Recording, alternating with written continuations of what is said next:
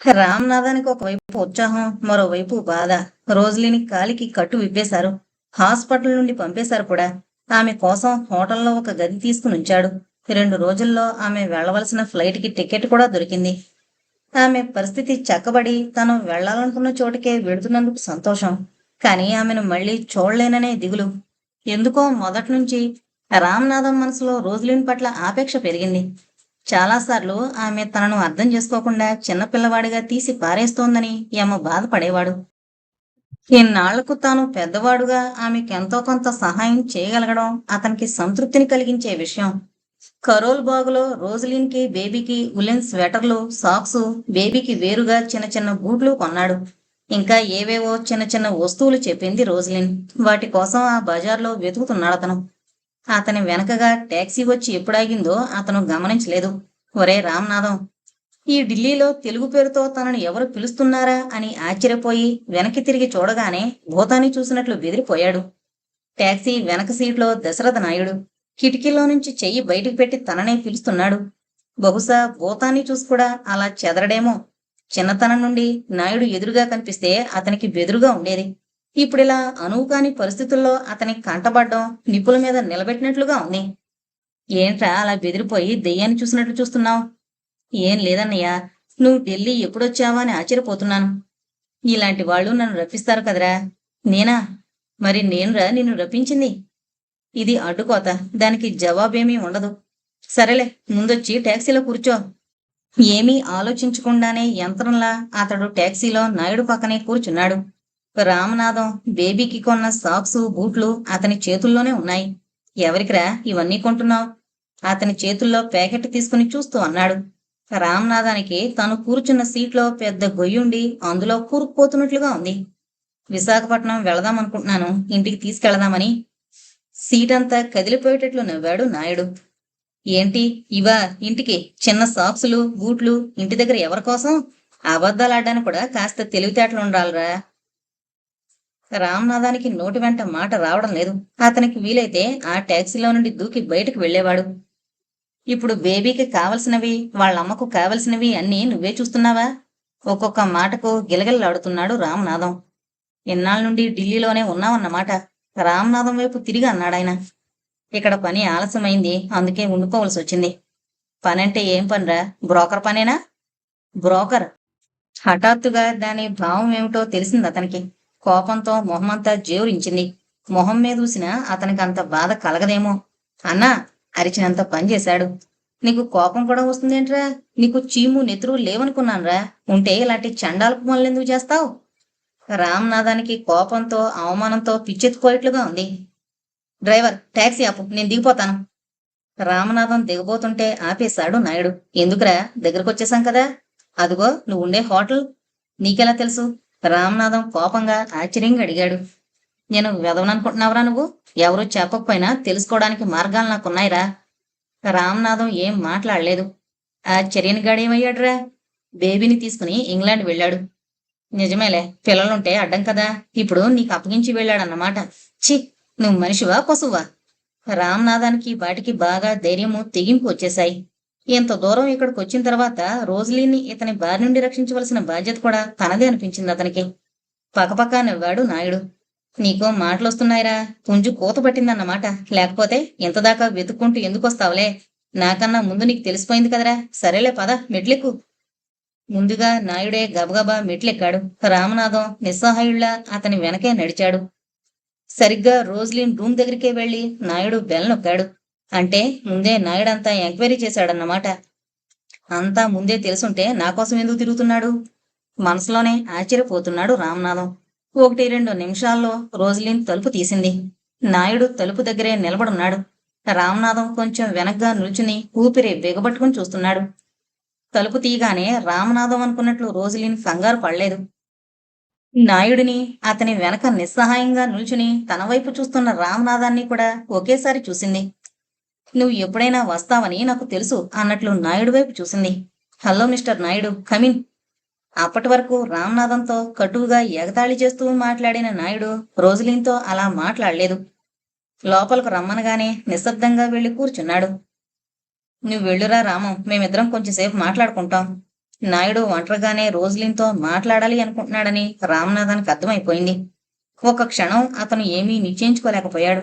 భార్యాభర్తల తగువులు అద్దం మీద ఆవగింజ వంటిదంటారు. తన ఉనికి ఇక్కడ అవసరం లేదేమో. అతను తన రూమ్కి వెళ్ళిపోదామని పక్కకి తిరిగాడు. కానీ రోజ్లిన్ అతన్ని ఆపేసింది. నువ్వు ఇక్కడే ఉండు రాము. నువ్వు లేకుండా మాట్లాడుకునేంత రహస్యాలేవీ లేవు మాకు. రోజీ! నాయుడు అలా పిలవడం వినగానే కొరడా దెబ్బ తిన్న శివంగిలా అతని వైపు చూసింది ఆమె. రోజీ కాదు, రోజ్లిన్. నీకు గుర్తుందా రోజీ? మన వివాహం జరిగిన కొత్తలో రోజీ అని పిలిస్తే చాలని పేరంతా పిలనవసరం లేదని నువ్వే చెప్పావు. అప్పటి పరిస్థితి వేరు మిస్టర్ నాయుడు. అప్పుడు మనిద్దరం భార్యాభర్తలం, ఎలాగైనా పిలుచుకోవచ్చు. కానీ ఇప్పుడు అలా పిలిపించుకోవడం నాకు ఇష్టం లేదు. ఇప్పుడు కూడా భార్యాభర్తలమే. మనం విడాకులు పుచ్చుకోలేదు రోజీ. విడాకులు పుచ్చుకోవడం పుచ్చుకోకపోవడం వల్ల తేడా ఏమీ లేదు. మనిద్దరం కలిసి బ్రతకడం సాధ్యం కానప్పుడు ఏదైనా ఒకటే. కలిసి బ్రతకడం సాధ్యం కాదని ఎవరు చెప్పారు? నేను చెప్పానా? నేను నిన్ను మళ్ళీ తీసుకువెళదామని వచ్చాను. అది సాధ్యమయ్యే విషయం కాదు. నీతో తెగదింపులు చేసుకున్న తర్వాతే నేను ఇక్కడికి వచ్చాను. నీకు తెలీదా రోజీ? మన దేశంలో ఒకసారి వివాహం జరిగితే విడిపోవడం అనే సమస్య ఉండదు. జీవితాంతం వరకు కలిసి ఉంటారు. పరిహాసంగా నవ్వింది రోజ్లిన్. అవును, కలిసి ఉంటారు. రోజు తిట్టుకుంటూ కొట్టుకుంటూ అసహ్యమైన జీవితం గడుపుతారు. నాకు అలాంటి జీవితం కాదు కావలసింది. స్వచ్ఛంగా భార్యాభర్తలు ఒకళ్ళనొకళ్ళు అభిమానించుకునే జీవితం. భార్యాభర్తలన్న తర్వాత చిన్న చిన్న కలతలు వచ్చాయని విడిపోరు, సర్దుకుపోతారు. అదే ధర్మం. నువ్వు ధర్మశాస్త్రాలు ఎప్పుడు బట్టి పట్టావు? ధర్మశాస్త్రాలను హేళన చేసే తాహతు నీకు లేదు. వాటి గురించి నువ్వెప్పుడూ విని కూడా ఉండవు. తల్లెవరో తండ్రెవరో లోకానికి చెప్పుకోవాలని నిన్ను నేను తీసుకొచ్చి అందలం ఎక్కించాను. కానీ నువ్వు నాకు ఇచ్చిన ప్రతిఫలం ఇది. కుక్కను సింహాసనం మీద కూర్చోబెట్టి నేనెంత పొరపాటు చేశానో నాకు ఇప్పుడు అర్థమవుతోంది. నాయుడి మాటలు వింటూ అవమానంతో బాణం తగిలిన పక్షిలా గిలగిల్లాడిపోయింది రోజ్లిన్. You get out. నా రూంలో కూర్చుని నన్ను అవమానించే హక్కు నీకు లేదు. మళ్ళీ చెబుతున్నాను, నేను నీతో రావడం అసంభవం. నువ్వు వెళ్ళొచ్చు. నువ్వు వెళ్ళకపోతే నేనే ఈ గదిలో నుండి వెళ్ళిపోతాను. ఎక్కడికి? రామనాథం గడి గదిలోకేనా? వ్యంగ్యంగా అడిగాడు నాయుడు. అన్నయ్య, నోరు సంభాళించుకుని మాట్లాడు. నీ ఇష్టం వచ్చినట్టు మాట్లాడితే పడేవాళ్ళు ఎవరూ లేరిక్కడ. అంతవరకు నిశ్శబ్దంగా కూర్చుని వాళ్ల వాదం వింటున్న రామం తోకతొక్కిన తాచులా లేచాడు. పోరా చావలాయ్, నీది ఒక బ్రతికేరా థూ. నాయుడు మళ్ళీ రోజ్లిన్ వైపు తిరిగాడు.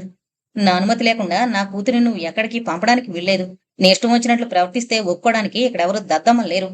నువ్వు నయానా ఒప్పుకోకపోతే భయానా ఒప్పించాల్సి వస్తుంది. నేను కోర్టు దాకా వెళ్ళగలను, జాగ్రత్త. రోజ్లిన్ దేనికి జవాబు చెప్పలేదు. నాయుడు అక్కడ ఉండగానే గదిలోకి వెళ్లి తలుపులు మూసుకుంది. ఈసారి నాయుడు రామనాథం వైపు తిరిగాడు. ఒరే, దానికి తెలీదురా, మన కుటుంబాల్లో కట్టుబాట్లు ఎలాంటివో నీకు తెలుసు. ఒకసారి వివాహం అయిన తర్వాత అలా వెళ్ళిపోవడం మన సంఘంలో చాలా అసహ్యంగా ఉంటుందిరా. పలానా వాడి పెళ్ళం లేచిపోయిందని నీచంగా చూస్తారు. నీ మాటంటే దానికి గురి. సంసారం నిలపడం కష్టం, కానీ పౌడు చేయడం ఎంతసేపు? కాస్త దానికి చెప్పి చూడు. ఇది వరకు జరిగిందేదో జరిగింది. తప్పు నాదో దాందో తవ్వుకున్నందువల్ల వచ్చే ఫలితం లేదు. నాకు సరైన ఆచుకీ దొరక ఊరుకున్నాను. తెలిస్తే ఎప్పుడో వచ్చి తీసుకువెళ్లేవాణ్ణి. నాయుడు అలా దిగొచ్చి అంత బేలగా మాట్లాడుతుంటే రామనాథానికి చాలా జాలేసింది. కాని అంతలోనే ఒక విధమైన విరక్తి కూడా కలిగింది. కేవలం సంఘంలో తన పొరుగు కోసం పోకులాడుతున్నాడు, అంతేకాని రోజ్లిన్ మీద ప్రేమ వల్ల కాదేమో. అతను బరువుగా నిట్టూర్చాడు. ఏది ఏమైనా ఇందులో నేనుగా చేయగలిగింది ఏమీ లేదు. ఇది భార్యాభర్తల విషయం. కలిసి ఉండడమో విడిపోవడమో వాళ్లే తేల్చుకోవాల్సిన విషయం. తన గదిలోకి వెళ్లి పడుకున్నాడు. కాని విశ్రాంతి తీసుకోవాలని కూడా అనిపించడం లేదు. రెస్ట్లెస్ గా చికాగ్గా ఉంది అతనికి. ఇలాంటి తగువుల్లో అనుభవం లేని తాను ఇరుక్కోవడం ఎంతవరకు సబబు? నాయుడు కోర్టుకు వెళతాడా అంటే రోజ్లిన్తో పాటు తనని కూడా కోర్టుకు లాగుతాడన్నమాట. ఇదంతా వింటే తన తల్లిదండ్రులు ఏమంటారు? తనని అసహించుకుంటారేమో. తనకి రోజ్లిన్కి సంబంధాలు అంటగడతారు. ఓరి భగవంతుడా, ఇదంతా ఎంత అసహ్యంగా తయారైంది. ఆ రోజు హోటల్ బాయ్ టీ కోసం తలుపు తట్టినప్పుడు రోజ్లిన్, రామనాథం ఇద్దరూ తలుపులు తెరిచారు. రాము, ఇక్కడే టీ తీసుకుందాంరా. రామనాథం మొహం కడుక్కుని టీ కోసం ఆమె గదిలోకి వెళ్ళాడు. ఆమె మొహమంతా తెల్లగా పాలిపోయింది. ఎవరో రక్తమంతా పిండేసినట్లు నీరసంగా ఉందామె. ఇద్దరూ ఎదురెదురుగా కుర్చీల్లో కూర్చున్నారు. రోజ్లిన్ ఇద్దరికీ కప్పుల్లో టీ పోసిచ్చింది. ఎంతగా స్థిరంగా ఉందామని ప్రయత్నించినా ఆమె చేతులు కొంచెం వణుకుతూనే ఉన్నాయి. మానసికంగా దెబ్బతిన్నట్లు కనిపించింది. రాము, నా వల్ల నీకు కూడా అవమానం జరిగింది. I'm so sorry Ramu. Please forget. అంతకన్నా రామనాథానికి ఏం చెప్పాలో తోచలేదు. రాము, రేపు నా ఫ్లైట్ సరిగ్గా ఎన్ని గంటలకు? రేపు రాత్రి 10:45 గంటలకు సరిగ్గా ఇక్కడి నుంచి బయలుదేరుతుంది. అంటే ఇంకా 28 గంటలు నేను ఇక్కడే ఉండాలి. పోనీ రాము, మనం ప్రయత్నం చేస్తే టికెట్ మార్చుకుని నేను ఇవాళే వెళ్ళిపోవడానికి వీలవుతుందా? ఆమె మాటల్లో ఏదో ఆతృత, భయం స్పష్టంగా కనిపిస్తున్నాయి. లాభం లేదు. టికెట్లన్నీ ముందే రిజర్వేషన్లో ఉంటాయి. ఎవరో వీఐపీలకు తప్ప మామూలు ప్రయాణికులకు ఎప్పుడు పడితే అప్పుడు టికెట్ మార్చుకోవడానికి వీలవదు. ఐసి. ఏదో ఆలోచనలో పడిపోయింది రోజిలిన్. రేపు రాత్రి నేను వెళుతున్నానని నువ్వు నాయుడితో చెప్పావా రాము? చెప్పలేదు. కానీ అతను ఎలాగో తెలుసుకుంటాడు. ఎవరూ చెప్పకుండానే మనం ఏ హోటల్లో ఉంటున్నామో, రూమ్ నెంబర్ ఎంతో కనుక్కున్నాడు. ఎప్పుడు వెళ్లేది కనుక్కోవడం పెద్ద కష్టమేమీ కాదు. రామ్నాథం మాటలు వింటూ కాసేపు నిశ్శబ్దంగా ఉండిపోయింది రోజిలిన్. అతను బెదిరిస్తే నేను భయపడను, కానీ ఎయిర్ రూమ్కొచ్చి గొడవ చేస్తాడేమో, ఎంత అసహ్యంగా ఉంటుంది. సీన్ క్రియేట్ చేస్తాడేమో. రామ్నాథం ఏం మాట్లాడలేకపోయాడు. అతనికి కూడా ఆ అనుమానం ఉంది. నాయుడు సంగతి తనకు తెలుసు. అంత తేలిగ్గా వదిలే రకం కాదు. కానీ అతను రోజులినికి ధైర్యమే చెప్పాడు. రేపటి సంగతి రేపు ఆలోచించుకుందాం. ఇప్పుడే అదంతా ఆలోచించుకుని బుర్ర చెడగొట్టుకోకండి. ఈ రాత్రికి హాయిగా నిద్రపోండి. నిద్ర అనేది పడితే పోవచ్చు. ఖిన్నమైన వదనంతో ఉందామె. మెడికల్ షాపులో నేను ఏదైనా మందు తీసుకొస్తాను. అది వేసుకుంటే మీకు హాయిగా నిద్ర పడుతుంది. రేపటికల్లా సుఖంగా చల్లగా ఉంటుంది. ఉండురాము, ఇద్దరం బజారుకు వెళదాం. చాందినీ చౌకులో ఏవో చిన్న చిన్నవి కొనవలసి ఉంది. త్వరగా కొనుక్కుని రాత్రి 10 కొట్టకముందే వచ్చేద్దాం. అరగంటలో బయలుదేరి చాందినీ చౌక్ వైపు ఆటోలో వెళ్లారు ఇద్దరు. తండ్రి కోసం రోజిలిన్ తాజ్మహల్ కొంది. బేబీ కోసం దంతపు బొమ్మలు, పాలరాతితో చేసిన రాధాకృష్ణుల విగ్రహం కొంది. చాందినీ చౌక్లో ఫుట్పాత్ మీదనే అంగడి పెట్టి స్పెషల్గా తయారు చేస్తున్న నేతి జిలేబీలు, పులుసు వేసిచ్చిన గోలుగప్పాలు తిన్నారు ఇద్దరు. దారిలో వస్తూ వస్తూ ఎగ్జిబిషన్లో ఫ్రెంచ్ వాళ్ల హాస్య చిత్రం ఒకటి చూశారు. ఆ చిత్రం చూస్తూ హాయిగా నవ్వేసింది రోజిలిన్.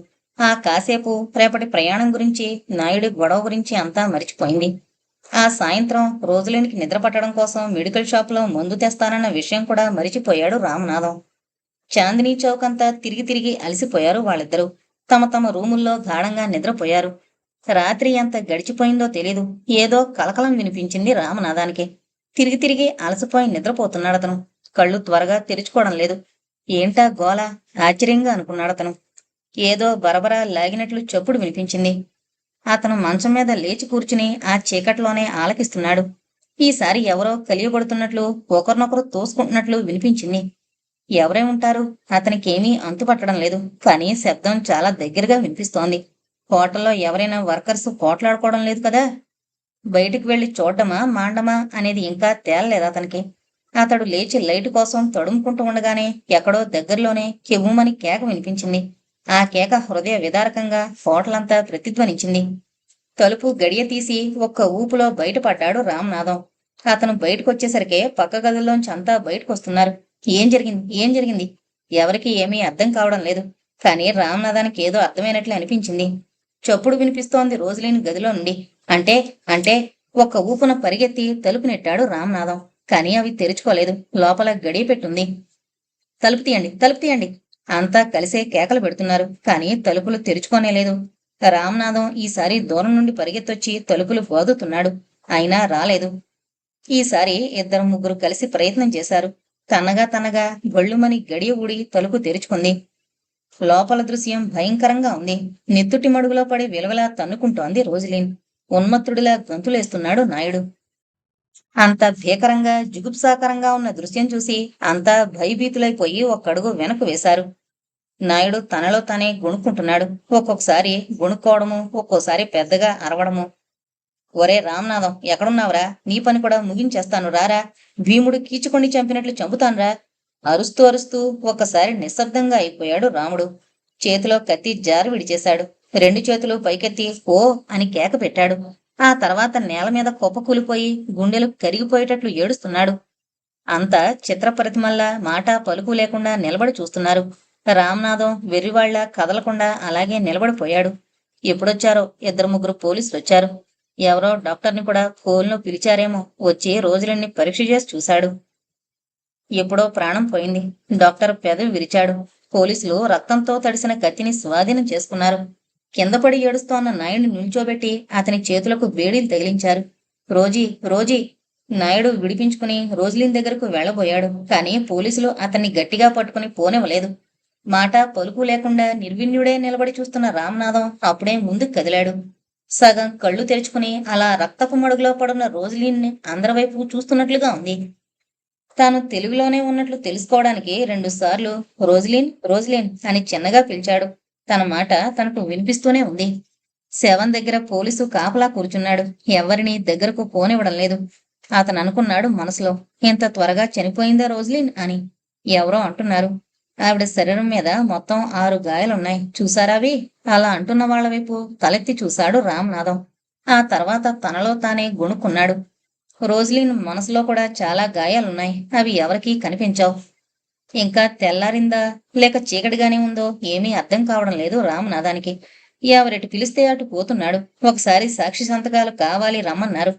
వాళ్ళ వెంట వెళ్ళాడు రామనాథం. మరోసారి శవాన్ని పోస్ట్ మార్టంకి తీసుకువెళ్తున్నాం రమ్మన్నారు. అప్పుడు కూడా వాళ్ళ వెంట వెళ్ళాడు. ఎవరైనా పిలిస్తే వెళ్ళడం, లేకపోతే అలాగే ఎక్కడైనా నిలబడిపోవడం. అతను ఏమీ ఆలోచించడం లేదు, చూడడం లేదు. ఆలోచనలకు అతీతమైన విక్షిప్త దశ. ఆ రోజంతా అతను అటు ఇటు ఎన్నో రకాల పనుల మీద తిరుగుతూనే ఉన్నాడు. పోలీసులు అతన్ని ఏవేవో ప్రశ్నలు అడుగుతున్నారు. తనకి తోచిన జవాబులు చెబుతున్నాడు. ఒంటి మీద తగిలిన కత్తిపోట్లు చాలక మళ్లీ రోజులిన్ శరీరమంతా కోసి చూశారు. ఆ తర్వాత మళ్లీ అంతా కుట్టి ఆ శరీరాన్ని అతనికి అప్పగించారు. ఆ శవంతోనే అతను చెప్పుకున్నాడు, రోజులిన్, నువ్వు ప్రేమించిన జేమ్స్ ఎక్కడున్నాడో తెలీదు. ఏ చర్చిలో ఎవరి కోసం ప్రార్థన జరుపుతున్నాడో, నీ కోసం ప్రార్థిస్తాడో లేదో తెలీదు. నేను నీ కోసం ప్రార్థన చేస్తాను రోజులిన్. నేను హిందువుల అగ్ని సంస్కారం చెయ్యాలో, క్రిస్టియన్గా సమాధిలో ఉంచాలో నాకెవరూ చెప్పేవాళ్లు లేరు రోజులిన్. నువ్వే చెప్పు, నేనేం చేయను? రామనాథం మనసంతా కరిగి నీరై ఆమెకు తర్పణం చేస్తోంది. ఎవరినో బ్రతిమాలితే శవపేటిక కొని తెచ్చారు. అందులో శవాన్నుంచి లారీ ఒకటి మాట్లాడుకుని శ్మశాన వాటికకు తీసుకువెళ్లాడు. ఆ లారీ నుండి కిందకి దిగుతుంటే అతను తూలి పడబోయాడు. సమాధి తవ్వడానికొచ్చిన కూలీలు అతని మీద జాలిపడి 2 వైపులా పట్టుకున్నారు. మద్రాసు నుండి ఢిల్లీకి వలసొచ్చిన కూలీలు వాళ్ళు. సగం తెలుగులో సగం అరవంలో అతనితో మాట్లాడారు. బాబు, మీరిక్కడ కుదురుగా కూర్చోండి. మీ మనసు బాగాలేదు. అంత పనిదా మేము చూస్తాము, మీరేమీ కష్టపడద్దు. సమాధి అంతా తవ్వే వరకు ఒక చెట్టు కానుకుని అలాగే చూస్తూ కూర్చున్నాడు. వాళ్ళు సమాధిలో శవ పెట్టుకుని పెట్టి ముందు అతన్ని మట్టిపోయమన్నారు. అతను సమాధి దగ్గరకు వెళ్లి మట్టి గుప్పిట్లో తీసుకుందామని ప్రయత్నించాడు. కాని ఎన్నిసార్లు ప్రయత్నం చేసినా ఆ మట్టి అతని గుప్పిట్లోకి రావడం లేదు. విసిగిపోయి ఆ ప్రయత్నం మానుకున్నాడు. వాళ్లే మట్టి పోసి సమాధి చేశారు. ఎక్కడ్నుండో కాసిన్ని పూలు తీసుకొచ్చి ఆ సమాధి మీద జల్లారు. అతని దగ్గరున్న కొవ్వొత్తులు తీసుకుని ఆ సమాధి మీద పెట్టి వెలిగించారు. అక్కడున్న లారీలోని ఎక్కి రామనాథం మళ్లీ సిటీలోకి వచ్చాడు. అతనికి ఆకలి లేదు, దాహం లేదు, అలసటగా ఉంది. కానీ నిద్ర రావడం లేదు. నేను ఒక్కడిని ఈ రూంలో ఉండలేను. ఇరుకు గదుల్లో ఉండడం ఎంత కష్టం. మనిషికి ఊపిరి అందదు. తను ఇరుకు గదుల్లో ఉండలేనని చెప్పేది రోజులీన్. ఆ మాట ఎంత నిజం. రామనాథం ఢిల్లీ మహారణ్యంలో దారి తప్పిన బాటసారిలా తిరుగుతున్నాడు. తిరుగుతూ ఉండగా అతనికి ఎక్కడో ఒక చర్చి కనిపించింది. దాని లోపలికి వెళ్ళాడు. అతనికి ప్రార్థనలేవీ గుర్తు రాలేదు. కొవ్వొత్తులు కూడా తెచ్చుకోలేదు. సిలువకు వేలాడుతున్న క్రీస్తును చూస్తూ నిలిచిపోయాడు. దేవాలయంలోకి వెళ్ళినప్పుడు అతనికి గంటలు కొట్టాలని గుర్తుకు రాలేదు. కర్పూరము, పూలు ఏదీ తీసుకెళ్లలేదు. పూజారి ఏవో మంత్రాలు చదివి నుదుట కుంకుమ పెట్టాడు. గుడిలో వెలుగుతోన్న దీపాల్ని చూస్తూ అలాగే ఉండిపోయాడు అతను. క్రమంగా రోజులిని స్మృతులు వెనకబడుతున్నాయి. రామనాథం మనసులో గాయాలు పూర్తిగా మానలేదు. కాని ఇప్పుడు బాధ అంత తీవ్రంగా లేదు. రోజులిన్ చనిపోయిన 2-3 రోజులకు అతను చర్యనికి టెలిగ్రామ్ ఇచ్చాడు. ఆ తర్వాత వివరంగా ఉత్తరం రాశాడు. తల్లిదండ్రుల ఆస్తిపోస్తులకు, స్మృతులకు ఇప్పుడు బేబీ ఒక్కతే వారసురాలు. ఆమెను ఇండియా తీసుకురావాల్సిందిగా ఉత్తరం రాశాడు. వారం 10 రోజుల్లోనే చెరియన్ దగ్గర నుండి ఉత్తరం వచ్చింది. రోజులిన్ మరణానికి సంతాపం ప్రకటిస్తూ ఆయన తాను క్రైస్తవ మహాసభలకు ఫ్రాన్స్ వెళుతున్నానని, బేబీని ఇండియా పంపుతున్నానని రాశాడు. పాలెంలో రిసీవ్ చేసుకోమని ఉత్తరం రాశాడు. ఆ రోజు ఢిల్లీలో సన్నగా జల్లు పడుతోంది. పాలెం విమానాశ్రయం జనంతో కిటకిటలాడిపోతుంది. ఎవరి చేతుల్లో చూసినా పూలదండలు, బొకేలును. రామనాథం కూడా పూలగుత్తి ఒకటి తీసుకున్నాడు. చాక్లెట్ బార్ కూడా ఉంచుకున్నాడు. ముసురు పట్టి ఉండడం వల్ల విమానం ల్యాండ్ అవుతుందో లేదోనని అతనికి భయంగా ఉంది. బయట జల్లుగా ఉండడం వల్ల జనమంతా లాంజ్లో కిక్కిరిసిపోయారు. కింద గచ్చు మీద రాలి పడిపోయిన పూలు, చెంకీ దండలు. అప్పుడప్పుడు వినవచ్చే అనౌన్స్మెంట్స్, బయట విమానాల మోత, జల్లు పడుతోన్న శబ్దం. అంతా విచిత్రమైన సవ్వడి కలగలిసిపోయింది. విమానం మరో గంట లేట్ అవుతుందని అనౌన్స్ చేశారు. సోఫాలో కూర్చుని విసిగిపోయిన రామనాథం లాంజ్లో అటు ఇటు పచార్లు చేస్తున్నాడు. ఒకవైపు కౌంటర్లో రకరకాల బొమ్మలు, పూసల దండలు, మరొక వైపు గాడ్ ఫాదర్ నుండి యోగాసనాల దాకా అమ్మకానికి పేర్చిపెట్టిన పుస్తకాలు. ఇతరుల దృష్టిని ఆకర్షిస్తూ ప్రత్యేకమైన పద్ధతిలో అలంకరించుకున్న ఎయిర్ హోస్టెస్లు, యోగాసనాల పుస్తకాలు కొని ఒక చోట కూర్చుని చదువుతున్న విదేశీయులు, హరే కృష్ణ భక్తులు, రకరకాల వ్యక్తులతో నిండుంది విమానాశ్రయం. కాసేపట్లో విమానం వస్తున్నట్లు అనౌన్స్మెంట్ వినిపించింది. అందరూ బిలబిల్లాడుతూ లాంజ్ ఎంట్రన్స్ లో నిలబడిపోయారు. రామనాథం కూడా అక్కడ నిలబడిన 2 వరుసల్లో ఒక వరుసలో తాను చేరిపోయాడు. బేబీ ప్రయాణం గురించి అతనికి రకరకాల భయాలు, అనుమానాలు. సీట్లో అలాగే నిద్రపోతుందేమో, కిందకు దిగి ఎటుపోవాలో తెలియక ఏడుస్తుందా? తన అనుమానాలకు తానే నవ్వుకున్నాడు. ఎంతమంది పిల్లలు విమానాల్లో ప్రయాణం చేయడం లేదు? పిల్లల గురించి సిబ్బంది ప్రత్యేకమైన శ్రద్ధ తీసుకోకుండా ఉంటారా? అతను అలా ఆలోచిస్తూ ఉండగానే విమానం ల్యాండ్ అవడం, ప్రయాణికులు ఒక్కొక్కరు లాంజ్లోకి రావడం కూడా జరిగిపోతోంది. రామనాథం చాలా ఆత్రంగా బేబీ కోసం ఎదురు చూస్తున్నాడు. అందరూ ఒక్కొక్కరే వచ్చేస్తున్నారు. బంధువులను కౌగిలించుకుంటున్నారు. పూల గుత్తులు చేతుల్లోకి మారిపోతున్నాయి. ఏమైంది బేబీ? ఎందుకు రాలేదు? అదిగో బేబీ! సంతోషంతో అతని మొహం విప్పారింది. అందరికన్నా వెనకగా ఎయిర్ హోస్టెస్ చేయి పట్టుకుని నడిచొస్తోంది బేబీ. వేసిన తెల్లటి గౌనులో జుట్టుకు కట్టిన రిబ్బన్తో పాప ఎంత ముద్దుగా, అమాయకంగా కనిపిస్తోంది. కళ్ళు నిద్రపోయి లేచినట్లుగా కనిపిస్తున్నాయి. ఎయిర్ హోస్టెస్ తో ఏవో కబుర్లు చెబుతోంది బేబీ. ఇద్దరూ నవ్వుకుంటున్నారు. మీరేనా మిస్టర్ రామ్నాథ్?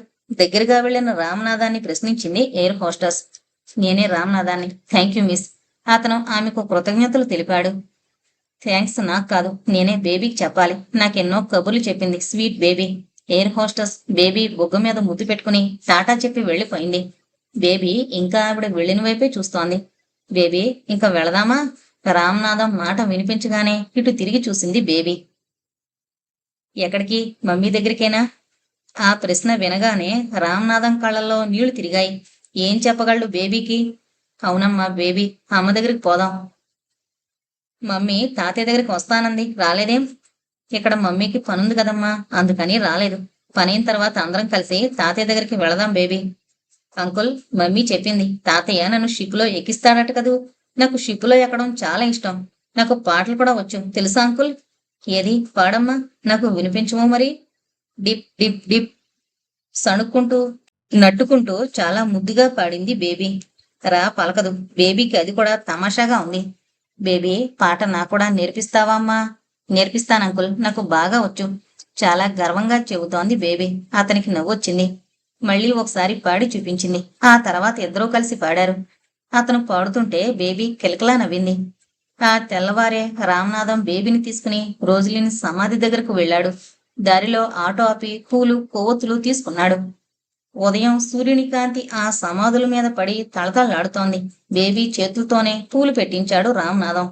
కొవ్వొత్తి వెలిగించి బేబీ చేతికిచ్చి సమాధి మీద పెట్టమన్నాడు. బేబీకి చేత కాకపోతే తానే బేబీ చేతులు పట్టుకుని సమాధి మీద పెట్టించాడు. బేబీ, ఆ సమాధి మీద అక్షరాలు చదువమ్మా. అక్కడ రాతి పలక మీద రాసున్న ఇంగ్లీషు అక్షరాలన్నీ పొడబలుకుని చదివింది బేబీ. రోజలిన్ మా మమ్మీ పేరు.